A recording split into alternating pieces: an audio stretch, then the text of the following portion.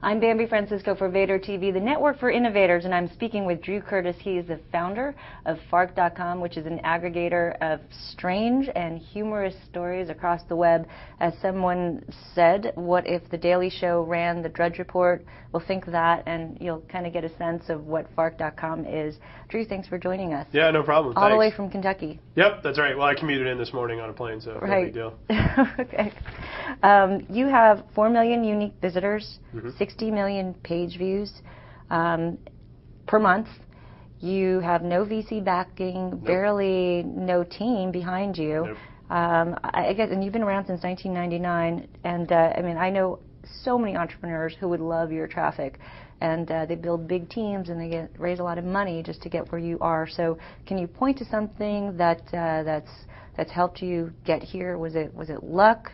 Was it you just managed to buy a friends a lot of beer so they could help you out? I mean, what's the trick? Well, definitely one of the things that helped us is starting in 1999. I mean, the whole point wasn't to start a company. It just kind of worked out like that. I mean, it was my website. I was putting up stuff to entertain people, and it just kind of went from there. And in 1999, while things were going crazy on the internet and everywhere else, I was just screwing around because I was, just wasting time.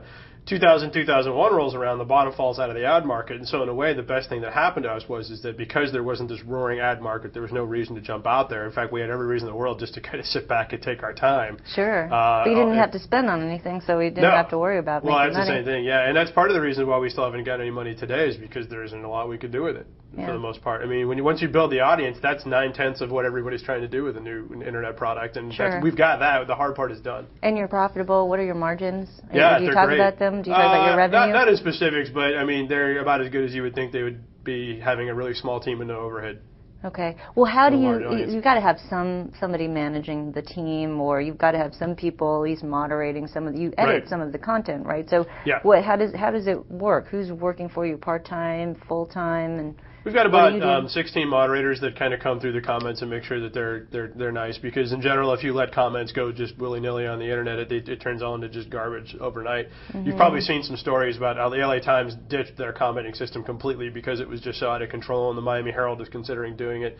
You have to take real care of it, and one of the things you can't do is throw the door wide open and let anybody say anything, because then you're out of luck. What we tell people is that you can say whatever you want to, but it's context, not content, that we're interested in. If you have a message that this sucks, if you just say that, we're not going to allow it. But if you say this sucks and here's why, blah, blah, blah, then that can stay. So who do you get? I mean, are these paid, these 16 editors or moderators? What do you call them? Editors, moderators? Yeah, that's right. So are they paid? Are they paid full-time? We give them a little money. It's all part-time, though. There really isn't enough to do on a full-time basis. We draw them from the community. With that many visitors? And believe it or not, there isn't that much to do with it. Because we basically pull people that are already reading a lot of comments. And you ask them and you say, hey, you want to be an editor? Here's how you want to be a moderator. If so, here's how we would delete. Have at it. And what's the incentive? You give them a little bit of money. They're already doing it anyways. So for them, they don't consider it to be an extra thing. It's kind of a status deal for them, and it's a lot of fun. I mean, as it turns out, it also is a really fun group of people. We get together once a year in Kentucky. Just got done doing it a month ago, and hanging out with these people is great. How do you? I noticed that you have a lot of comments. So people post or submit a link, and yet they come back and they actually comment on the Fark site. So you've built a community there. How have you encouraged this type of engagement? How did you start that engagement? It was kind of an accident. I added comments just to see, because I was doing some coding work trying to figure out if I could write the thing. So it was kind of an afterthought. And it turned out it just kind of took off. People started making friends with each other in the comments threads and whatnot. And so now it's a kind of community where you see a really interesting thing with Quantcast shows usage statistics. Not necessarily like how many people come to page views and uniques, but also like who they are and what they're doing. And what's interesting is that our usage patterns resemble a social network. All news aggregators look like each other. All social networks look like each other. But we're a news aggregator that looks like a social network. Do you want to be a social network? Do you Not particularly, but now that we've got this data, I guess we ought to do something about it. So you could be a Fark social network. I mean, that's a tight-knit group. Yeah, well, it is, and that apparently is what people are actually using it for. So as a result, now I guess we should probably add some more features. That kind of is a great example of how Fark has evolved, though, over time, because basically we're just throwing stuff up against a wall and seeing what sticks.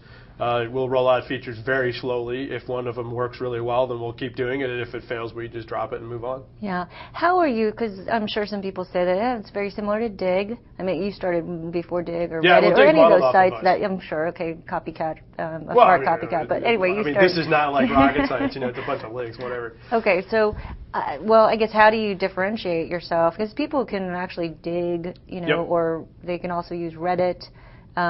They could use a number of sites that they can, post their interesting, funny stories. So how do you differentiate yourself from the sites? Well, all of those guys are actually trying to be news. We're not. I mean, you can actually see right up here at the top, it says it's not news, it's Fark. So that kind of clues you in as to what we're actually trying to do here. So we're actually not trying to be the best news of the day. We're actually just screwing around. We're having a good time. We're more comedy-centric.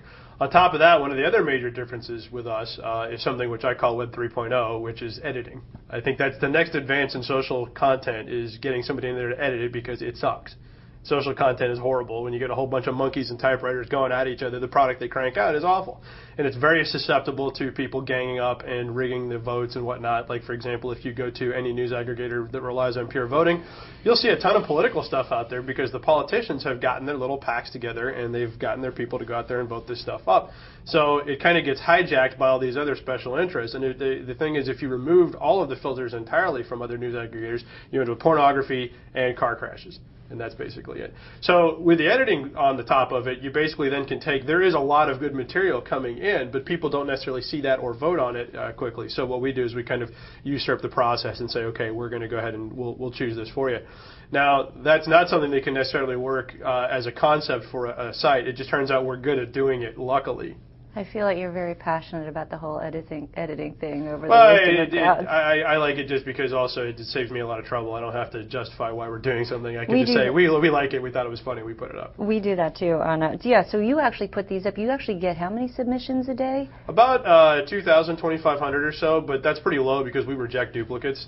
And then how many do you actually publish? About 100, depending, give or take, on what's going on. On a slow news day, actually, we'll put more up, because on slow news days, they do more garbage news. And part of your model is people pay a certain amount to actually get access to all of the content that's submitted? Right, that's our subscription part of the site, and I still have yet to figure out why anybody signs up for it, but I'm really glad they do. Like because $5 a month? Yeah, it's an additional revenue stream. How many subscribers do you have? It's about 5,000 right now. But is the bulk of your revenue comes from, like, what percentage of your revenue comes from advertising? Advertising is now passing it up, but it depends on what month we're talking about. Like, we're in quarter one right now, so it's horrible, but quarter four was pretty good, so it just depends on what time of year we're talking. Okay, so we talked about Dig and Reddit, your differentiation. So what's the future of Fark? Reddit was bought. Dig is for sale. Where do you see Fark going? You've been doing this since 1999. Yeah. But you're having fun, so you could do this for a long time, yeah. And you're profitable. So I love it. I would, if I could, I would continue to do this for the rest of my life. But unfortunately, unlike say like your Nick Dentons of the world, I didn't have a sale of a .com one company to back me up and make my bank account fill up with cash. So as a result, I've got a wife and kids, and if anybody came along and offered me something phenomenal for it, I would absolutely sell in a heartbeat. But that being said, it's also the last thing I would want to do. Or like I tell people, it's like, what if in the process of doing something that you love more than anything else in the world, in order to, if you sold it, that meant the one thing you couldn't do anymore. Yeah. And that's kind of what we're faced with. Yeah, yeah. Now, Yahoo launched Yahoo Buzz. Yes. That's amazing. Really? Oh my God! Have you seen the initial statistics from that thing coming back? It's the traffic that thing is generating is beyond phenomenal. Wow! It blew past Dig in a heartbeat. Apparently, links from Buzz are measured in millions of uniques, which is amazing. Because links from Fark are like 20,000 to 100,000 maybe. How is that competitive to your site? I mean, they're going to also have humorous. Not really. I mean, it sounds like they're edited also. From what I was reading, basically stuff that gets buzzed up on Yahoo may appear on the front page of Yahoo, but I think that's their killer app, is that the front page of Yahoo has got millions of uniques on it. Sure. And now they're driving a whole bunch of traffic, and what they've done is they implicit in the link going out, you have to agree to give them part of the advertising revenue back. It's absolutely ingenious. So you're not nervous about them? You're not nervous about that? They're still trying to be news. Okay. And we're trying to be funny, so I'm not really worried about it at all. Any deal with you in Comedy Central or other, traditional media sites that when I think of this, I mean, isn't Daily Show with Jon Stewart? Isn't that Comedy Central? Yeah, it is. But they're still on TV, and they use us for a lot of their material, as they've told me in person. So, and we're still trying to get them to mention You must have been great for the writer strike. Yeah, I've talked to people like, for example, the folks at Jimmy Kimmel told me they've hired one guy whose job it is to read Fark. Wow. Like, who's got a position to do that. And every other late night talk show, every morning radio show uses us. And it's great. We're trying to get them to mention us more often because obviously that would help. But it doesn't need to be every day because that's just a pain in the ass. Okay. Final question. What kind of CPMs are you getting with that type of, I don't know, what kind of advertisers or what advertisers would pay for that type of our problem content? is our site is really kind of general subject, so you're not talking about anything much more over like a $5 CPM, and the sell-through rate's been a challenge because media buyers don't like to buy on sites that they've never heard of. And what we've discovered with Fark is that people who are busy have not heard of Fark, which is usually the boss of the people buying the ads, who have no idea. So they come back and they say, well, I bought some ads on the Washington Post, the New York Times, and on Fark, and they say, what is that? And get into a big argument of whether or not the buy should have been made at all in the first place because I've never heard of it. How could they possibly have this traffic? So you get into the situations where basically we've been spending the last 18 months working on building the brand with the media buyers, giving the comfort level up to say, hey, look, you guys can do some test runs. See that it works. Our community has responded better than most people's communities out there. Based on information I've gotten back, I've been told that it's a double-edged sword. Our advertising performs on our site the best and the worst they've ever seen, depending on what it is, because basically Smack the Monkey Win $10,000 gets no traction whatsoever. If you come up with a really good advertising campaign, like to make a really good example, the California Dairy Council, of all people, came up with one involving UFOs abducting cows because they had really brittle bones and they needed the milk to get stronger or whatever. They rolled this. It was like a 6 or 8 week campaign where they would release a new tidbit of information in a banner ad about where all the cows going and like UFOs spotted over Scranton or whatever. Did that get click-through rates? Like crazy, like phenomenally crazy, because they did something that was unique. It was humorous. It was a curveball. And it engaged the audience, and so when you have something like that gets pitched out to our community, they go crazy. Then it works. Okay, last story. So, any of the funny stories that we should that made you laugh today? I like the one about the OnStar calling some guys because they were doing donuts in a soccer field. I thought that was pretty good because, like I said, it looked like to the GPS, it looked like they were involved in a crash of some kind. But I also like the fact that there's a Florida tag right next to it. I think that kind of sums it up right there. Okay. Well, Drew, I think you're the only one that who really can run this company. You are guest host of VaderBox and made that really fun, and it's great to meet you. And good luck with Fark. Thank you. Appreciate it. I've been speaking with Drew Curtis. He's the founder of Fark.com.